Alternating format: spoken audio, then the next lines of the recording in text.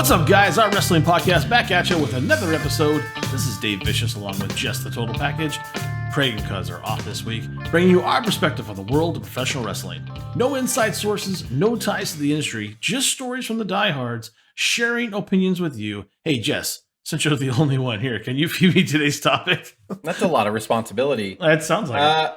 And this was the final show on the UK tour in 1992. So it's done. Most Coliseum videos, for people who don't know what Coliseum video is, they would just do like a collage of matches. So it would be like Sean Mooney or Lord Alfred Hayes or Gene Okerlund or Bobby Heenan or whatever hosting it. And they'd be like, let's go to this match. Let's go to this. And they would just cut to a match. So it was almost like your greatest hits, you know? Yes, exactly. That's a good description. This one is an actual card from beginning to end. So I was like, why don't we start reviewing some cool shit on Peacock and do this? And I wanted to start with the WWF UK Rampage 1992 review.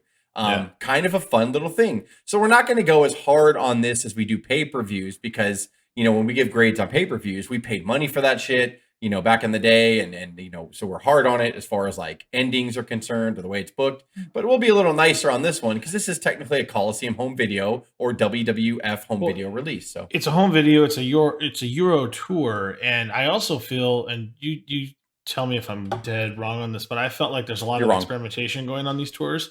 People are being put together and newer people are being brought in to work with other people to kind of see how it's going to work and how it's going to run.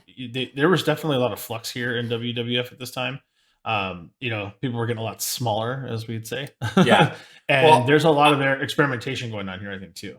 I think you have to finish your intro. Yes, I totally will, but I just wanted to throw that in. No, I agree with that. I just I was going to jump into what you said, and I was going to give I'll do that. You jump right in. For audio fans, give us a listen on Apple, Spotify, SoundCloud, iHeartRadio, Stitcher, and Google Podcast, or watch our videos on YouTube at Our Wrestling Channel. On social media, give us a follow on Instagram or Twitter at O.W.P 2019, or check us out on Facebook at Our Wrestling Podcast. Jess, your response, sir. No, so I was going to say this is this particular tour that we're watching here, or this particular date. House show, whatever you want to call it, was done on April the 19th, 1992, which is only 2 weeks after WrestleMania 8. Oh my gosh. Yeah. So they're fresh off WrestleMania here. Hulk Hogan's gone. He quote unquote retired. The Warrior was back already, but did not attend this tour, obviously. I'll let you take the rest because you like to do the city and the venue. Oh, no, it's all good. It's all good. I was going to do a shitty Warrior impression saying, I don't go to Europe. I mean, Warrior didn't sign up for that. So this was just 2 weeks after WrestleMania 8. So the bottom hadn't quite fallen out yet because we all know at the end of 1992, all the familiar faces are gone. Yes. But here, excuse me, they're trying to push some new talent and stuff like that here too. So I'll just say it's at Sheffield, England, at the Sheffield Arena. 8,000 people sold this out. It's a small venue. The UK tours that they did before, I want to say they did one in 89. They skipped 90. They did 91. And this is 92. I know that 89 was headlined. The whole tour was headlined by Hulk and Savage in 89. And they were putting like 14, they were filling like 14, 15,000 seat venues. Here, I'm not saying that they couldn't fill it. They probably would have filled a 14,000 seat venue because the European audience is hungry for WWF at this time. But they chose this arena, 8,000 people here. Yep. So yeah, and this is the last tour or the last house show of the European tour, if that makes sense. So they toured Europe for a week or two or whatever. This is the very, very last show. So like Dave said before, probably the night before, the day before that, the day before that was probably all these people were on the card, but they were all shuffled in different kind of orders. So we're just gonna we're gonna review this one because it's on the network. So interesting side note, you were saying it might have been on the network according to Wikipedia. This was available on the WWE Network on February 5th, 2018. So I guess maybe I missed it, and maybe I didn't realize. Yeah. But obviously it wasn't on Peacock, and now they're bringing everything back over. Yeah, so, you know. So I just figured it's going to be fun. All right, match number one, Jess. What are we talking about so far? The first match was Tatanka versus Skinner, the Alligator Man. 11 minutes 53 seconds. Tatanka was actually not in his. He wore white legging tights here, and this was actually for the first few months that Tatanka was on TV. He wrestled with long tights on, and then he changed to the blue underwear tights with the little Indian garb over his peacock and his back area. But he was like in his first gear here, white tights or whatever. Tatanka was brand new here. He did wrestle a match at WrestleMania, defeating Rick Martel. So 2 weeks later, he's on the European tour. So good for him. 11 minutes was a little long for me, but I said, you know what? It was a typical house show match. It was a solid opener. It was a solid opener. The European crowd cheered really loud for Tatanka, actually. They love Tatanka. Tatanka got the pin with his fall-away slam. I gave it a B- because, again, this is a Coliseum home video release. This was a house show, technically. It was a solid opener. I think it probably went like maybe 3 or 4 minutes too long, but B-. I definitely put it in the B category. And you're going to find that all of these matches run a little long. I think this is because maybe, it's a house show tour. Give the fans what they want. Give them longer matches. Give them a little bit more, suspense. There's a lot more wear down holds, I think, here you'd see. Maybe they're just hungover from the night before. I don't know. But, at the end of the day, I'll give it a B because, like you said, the heel work did its work. Skinner is very, very hateful. Easy to hate here. I think there's even a moment where his chaw gets all over Tatanka's head and face. I thought it was blood, but I think it's just his char. It's nasty. Yeah, no, it is. Yeah, he spit in his face. It's absolutely disgusting. And Skinner is very easy to dislike. He's the ultimate heel. I hated him as a kid, which means he did his job. And for that reason, and we love Tatanka. I didn't really take too kind to Gorilla saying that red war paint was uniting all the Native Americans together. It was very, very not PC at all. But I guess you're wrong. You're wrong, and it was. I'm sorry. It united. Yeah, I'm sure it united them all. I'm sure it was. It was a great moment. But yeah, I'll give it a B for the nostalgia of the match, and it does run long, but they all do here. So the next match is the Legion of Doom versus Colonel Mustafa, which was Iron Sheik, and Dino Bravo, who hadn't been on WWF television in like a year. He had black hair here too. I know. I was like, wait a minute, what's going on? 4 minutes and 29 seconds. Also on this tour, not this night, obviously, but Dino Bravo was defeated by Bret Hart for the IC title. Not Dino Bravo did wear the IC title. Bret Hart defended the IC title. He retained, yeah. So I specifically remember back in 1992 watching Primetime Wrestling and watching Bret Hart out of nowhere take on a black-haired Dino Bravo and beat him for the IC title. It was on this tour then. Yeah, it was on this tour at one point. So anyway, this match was an awkward, I put, what the fuck kind of booking is this? Super weird. Perfect length, though, and it was way better than I expected. Hawk gets the pin on the Iron Sheik or Colonel Mustafa. Yeah. I give it a C because I don't think it could be any better than that. Dino Bravo was over the hill here, but he actually seemed like he had a little spunk in his step here, like he was trying to work a little bit, especially for the Road Warriors. And Sheik, of all people, was way over the hill here, huge in the belly area, could barely walk, but he actually did fine too. I give it a solid C. Hawk got the pin, like I said, on Mustafa with a clothesline off the top rope. Very odd booking, but it was somehow better than I thought. LOD looked amazing.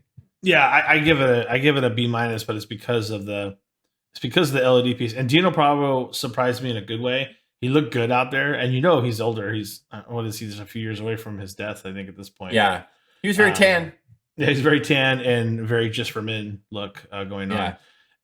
But for that reason, he did well in there and he did the job. But Legion of Doom just pressing these guys, and these guys are big guys. I mean, they're massive, and Legion of Doom is they're so fun to watch.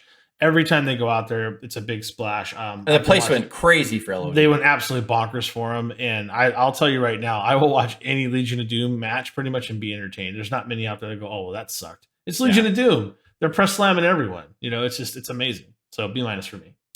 Yes. So Sid Justice had an interview with his manager, Harvey Wimpleman. And it was a classic Sid interview here. Sean Mooney, right? Sean Mooney. It was a classic Sid interview. Just crazy Sid. I actually enjoyed the interview. I think it was one of his better interviews. I don't know how many times they had to record it, but I really enjoyed it.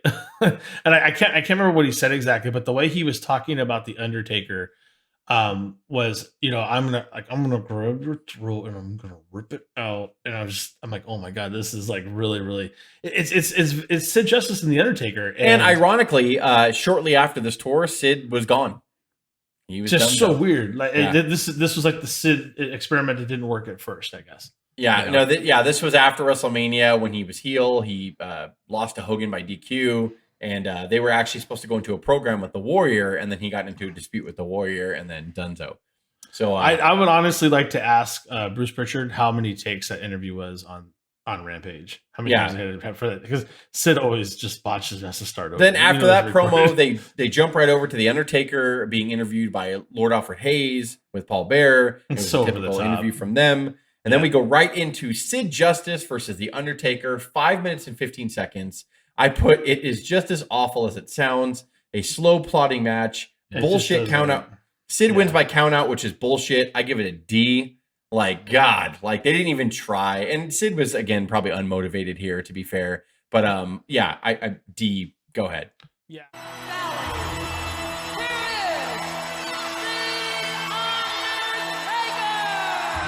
Standing ovation here in Sheffield for The Undertaker. He is something. Finished off Jake the Snake Robert just like that. Yeah, I think it's like it's in the you see the names and you're like, oh, this is going to be good. No, but you and I have talked about this. Every time I see two big men, I kind of go, ugh. And then I'm surprised sometimes, but most of the time, like, yeah, that sucked. You just can't.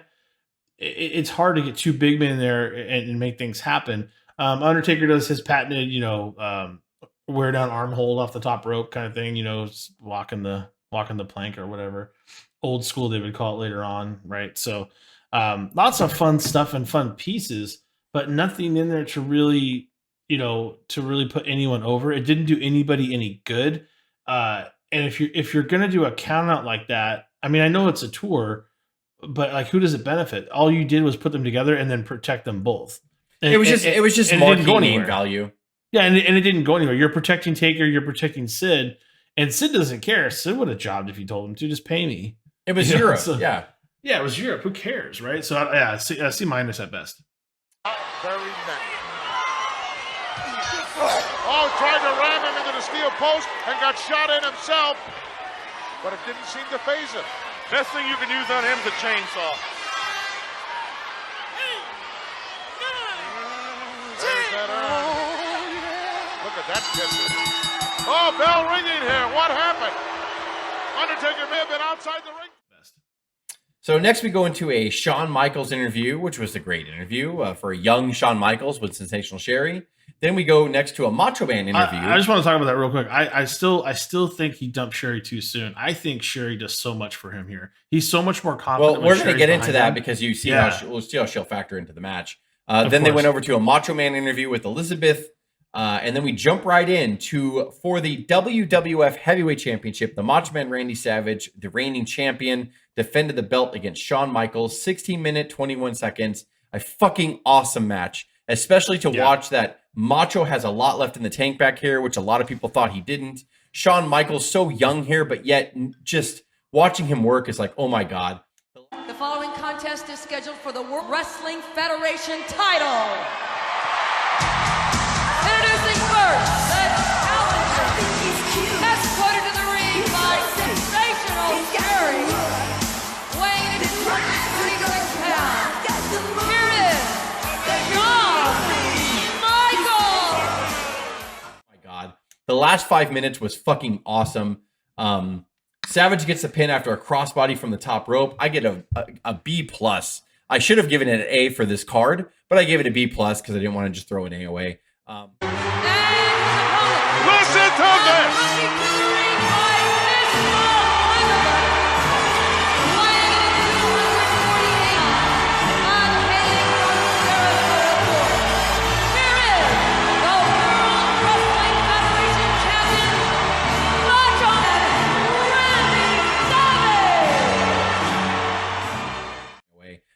But I could easily have said A minus, B plus. This is the match of the night without question. This match was so fucking good. I loved it. I loved this match. It's another classic. Come over to my house, come to the ring. We're gonna put this together before the tour, and we're gonna do it all tour long. And they did tear the house down a little bit with it. It's always surprising why it's in the middle of the card, but it's not. You guys will all understand why towards the end here. Again, it's a house show. It's a house show in Europe, and you'll totally get it. But I thoroughly enjoyed the match. I think it's one of Michael's better, more competitive matches, and I think that's the way Macho Man would have wanted it. Where I hate to say something like Hogan, like, how about I win all three of them, brother? But Macho's like, no, let's make this competitive, right? Let's make it good. I think Macho Man's always looking to do that. and with Sherry just getting involved like crazy, taking her really long boots off and trying to hit Macho with it, ends up hitting Michaels with it, if I'm not mistaken. It's just a lot of fun Sherry stuff, and Elizabeth actually getting involved and pulling Sherry to the mat. And it was very well told, very good storyline. Getting Elizabeth back involved is always good. This was a very good film moment time, because the WrestleMania that Jess had talked about 2 weeks before is where Macho Man Randy Savage beats Nature Boy Ric Flair to win his second WWF title. 2 weeks before at WrestleMania. It's such a feel-good moment, and and Elizabeth is there, and it feels like there's some kind of normalcy here, and it just feels good. Well, and I don't want to burst your bubble here. I'll give it. What's that? Go ahead, give your grade. Sorry. A-. Yeah. I don't want to burst your bubble, but unfortunately, this was the last WWF appearance by Elizabeth. They would shortly after separate. Yeah. But even though this was... I'm pretty much aware and by of the way, this aired when it happened. This aired live on Sky Television, which was in Canada and Europe and all that stuff. Sky was a really big network for outside the United States for WWF. So this was airing live on Sky Network. So you see like the Sky logo when they do interviews and stuff like that. That's the network it was on. So this did air live in Canada and Europe, not the United States when it happened, which is why it was released later on WWF or Coliseum Home Video. So this was the last appearance of Elizabeth. After this, they would separate shortly after, and no more Elizabeth, unfortunately, in the WWF. But this match alone, I'm telling anybody who will listen, all 2 of our listeners, please go out of your way to watch this match. It was great. A great story that Lanny Poffo told, which is Macho Man's brother, also known as the Genius. That Macho really, really liked Shawn Michaels back here and really saw a lot of potential in him. I swear to God, what does he not understand about Hang On? I just told him to get all this stuff together. There's a lot of Macho Man saw a lot of potential back here in 1992 with Shawn Michaels, and actually laid out a whole program where he would defend the title against Michaels, and it would be a whole thing with a series of rematches and blah blah blah, and it was vetoed by Vince. This is according to Lanny. Vince just didn't believe that Macho had a ton left in the tank here, and I think he put the title on Savage here just for nostalgia reasons here. And Hogan was leaving, so he wanted to have the next biggest babyface that he could have with the title. I think that's why he put the title on Savage here, because Brett wasn't quite ready yet. Flair would end up beating Savage later on this summer, or actually fall. I think like probably September of '92. I think is when Flair won it back. But Macho Man showed everybody here that he had shit left in the tank. He wanted to work with young guys. He wanted to put young guys over. This is a must-see match. It really, really is. Yeah. And also the beginning of the end of all that. What's the next one we got? And then we go into a fucking really ridiculous interview with Virgil, which was awful interview. It's just all over the place and terrible. And then we're going to go into the next match. Virgil versus the Mountie. 8 minutes, 57 seconds. I put, what a piece of shit match. Virgil was terrible. What the fuck was happening with him taking the Mountie shirt off spot that they did? Fucking so weird. Virgil yelling, "Shine my shoes now." So fucking weird. So fucking weird. If Virgil was saying it. There's a lot of weird things going on there, but it was funny because it was so bad. I started telling Apple TV to fast forward 1 minute, fast forward 2 minutes. And then all of a sudden I was like, Mountie has his shirt off, and then all of a sudden it was back on and tucked in. I'm like, wait a minute, did they cut to another match? And then I had to rewind and go back and see what happened. The same thing. So I had to rewind it to go, what happened? But the Mountie took his time to get his shirt back and like undid his button fly, tucked it back in. I'm like, what is going on here? So I don't know. And the Mountie's in great shape, by the way. Did you notice? I mean, he was in really good shape. Shock's always in pretty good shape. Yeah. So I was just like, what's the deal I don't know with if it was just something that Virgil just did out of nowhere or whatever. It seemed like the Mountie didn't really know what was going on. Almost 9 minutes is way too fucking long. F minus, if you can do that. I give a fucking F, you give an S minus. The next was a Rick Martel interview, which was standard. Bret Hart interview was next. Then we go right into Bret the Hitman Hart, the current WWF Intercontinental Champion, against the model Rick Martel.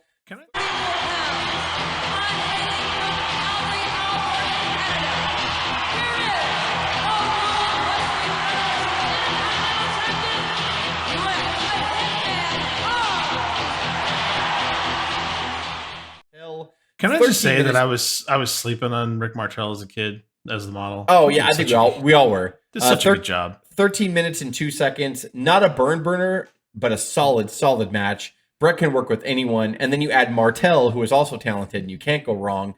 Brett gets the pin after a small package. I gave it a B- because I don't think it was as good as Sean and Macho. But this is a solid match. Brett can work with anybody. Solid match. I think the thing about Rick that people don't realize is that that's a former AWA champion, for crying out loud. I mean, come on, and former WWF Tag Team Champion. And this guy is, he's got some moxie. He's got some work in him, and he does this stupid little cartwheel in his matches to make people upset, and he sprays his essence or what was it called? Arrogance. Oh, arrogance. I don't know. I not remember that. When I go back and watch that stuff, I find it. I was like, as a kid, I hated it, but now I find it hilarious. And he was doing such a good job. If I can give Rick any advice, from 30 years ago, don't skip leg day anymore. But other than that, great job. Well, I think they all did when they all got off the. They all shrunk. Their legs all shrunk. Yeah. Top rope and Hitman goes down hard. The Hitman might be a quitter. He is. Well, he's Canadian, right? Oh, which is very close to being. Why don't you? You know what? Get out. Hey, let go of my coat. Came right down on the back of his head. Small package right in the center. He got him. He got him. What a move by the Hitman.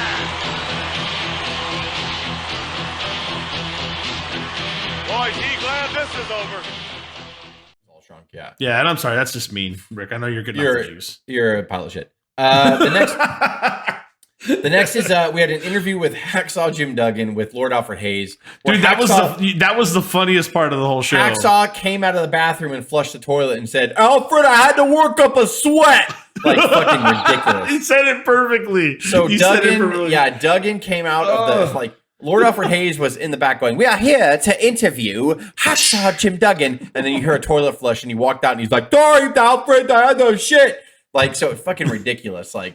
So he did an interview. Then we go into Hacksaw Jim Duggan versus the Repo Man. 7 minutes of 14 seconds of pure torture. I put another shit match, typical bad house show match, where Tatanka versus Skinner was a typical good house show match.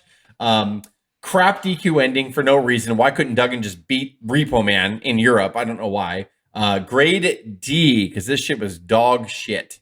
I put it in the C- category. The thing that totally entertains me about this is that they're in Europe and Hacksaw can't get them to stop chanting USA for 20 minutes. Yeah, and he still came out with the flag all the time, and he's all USA, and he's in Europe. But they're chanting. And they're chanting for him. Yeah, we have to stop for a second and talk about how over this crowd is. Thank you, crowd over in Sheffield, England. You were amazing. Even the little bop bop, and they're like, "Get up!" Every time they would get on the ground and do a wear down hold, they're like, "Get up!" They would sing it in unison. You're like, dun, dun, dun, dun, dun, get up. And they were into it the entire time. And I was like, it just made it that much more entertaining. So thank you, Sheffield. Pretty good stuff. But still, that's a C-. Fuck you, Repo Man and Hacksaw Duggan. I mean, little known fact for some, who was Repo Man? Come on, Jess. He was Smash. From Demolition. And that is definitely a step down. So, and then next we go to a Macho Man interview who was celebrating his victory. And I felt even worse when they talked to Elizabeth and she was all happy looking. And I loved it here in Europe. It's fantastic. And he's like, I'm on my way out next week. Everything is fine. Yeah. And isn't that right, Elizabeth? She's like, yes. That's fine. And then we go right into a British Bulldog interview, which is what everybody came to see. The next match, the main event of the evening, the British Bulldog against IRS. 12 minutes and 48 seconds. The crowd obviously went insane for Davey Boy Smith. The pop was absolutely huge and worth watching. Solid match, solely intended to get Davey over and send the fans home happy. Davey gets the pin with a power slam. Grade B-. Again, maybe I'm giving... If this was not in the UK, I would have easily given this match a C-, because it just nothing really happened in this match, but it was just expertly done. It was just to get Davey over. I was really excited that IRS came down to music this time, which he almost never does, but he came down to Ted DiBiase's Money, Money, Money, and which is always fun. And when he does, he cocomes down and he's all business, just like a shyster, just like some IRS guy. And the lyrics were taxes, taxes, taxes, taxes, taxes. It should have been. Well, someone has to make it and then somebody has to tax it. That's why they were such a great Money Incorporated team. Loved it. But obviously, was Ted already kind of on his way out here, or was he gone? No, they were a tag team still. Yeah, so they were. He was still okay. He wasn't hurt but he wasn't on the tour. I don't know why. Yeah. Well, he has enough money. You don't want to. But it was good, and it just showed. And actually, at this point, he was still 3 months away before he won the IC title from Brett in England. There's one more really fun moment 4 months. In between these matches. I think before this Dave Away match, Bobby the Brain Heenan, who is co-announcing with Gorilla Monsoon, is holding. We forgot to say that. Yeah, is holding a coffee. Basically a coffee mug holder, and he calls it Brett's like trophy that he won recently. And Gorilla's like, "That's not the trophy he won," and and then he smells it and pretends like he's gonna throw up. Like Bobby was just like, you have to go back and watch it. Like, and even their commentary the entire time. Every time I hear "Will you stop?" I get a little tear in my eye. Will you stop? They were so great together. And Lord Alfred Hayes obviously did a fantastic job. Sean Mooney's great. I think we all slept on Mooney for years. We didn't realize how good he was. Watching him interview people and getting excited with them or smiling with them or reacting like the way a fan should react totally plays into the kayfabe piece. He did really well. And I'm not even gonna lie. I'm making a joke, but I'm not. This is true. The rumor around the locker room is that Lord Alfred Hayes had a massive member. Don't ask me. That's the legend about Lord Alfred Hayes, that he has a big and it was holding male an apple. member. Yeah, and it was holding an apple. Was well endowed. Yeah, it was holding an apple and lifting a weight. And so, as a house show, where do you grade it? I would say honestly, if you have a free evening and you want to just like enjoy some nostalgia, but also like just enjoy something that's not a pay-per-view, not a Saturday Night's Main Event. This was before Raw. Something you probably haven't seen. Yeah, this is before Raw. And yeah, this is something that most people haven't seen. Because like I said, on some of the other Coliseum releases, I remember seeing the Brett versus Model match. I remember seeing the Bulldog and IRS match on certain other Coliseum releases, whether it's just like their World Tour release or whatever. But I've never seen the entire card. So I thought it was awesome that it was like welcomed in like it was an episode of Saturday Night's Main Event or like a pay-per-view, but it wasn't. So it was really cool. It was really cool to see. If you have a free evening, dude, totally watch this. It's awesome. Like, even the matches that I gave an F to, it doesn't matter. You're still seeing people like Sid and Undertaker and Virgil and the Mountie. Brett and Macho and Hacksaw and all the people that you know. Tatanka was always fun. Tatanka in his infant, like early career. So this is worth going and just having a good time with. Yeah, for sure. Skinner spitting on people all day long. His nasty tobacco. For audio fans, give us a listen to Apple, Spotify, SoundCloud, iHeartRadio, Stitcher, and Google Podcast, or watch our videos on YouTube at Our Wrestling Channel. On social media, give us a follow on Instagram or Twitter at O.W.P 2019, or on Facebook at Our Wrestling Podcast. This is Dave and Jess with the O.W.P signing off. Have a good one.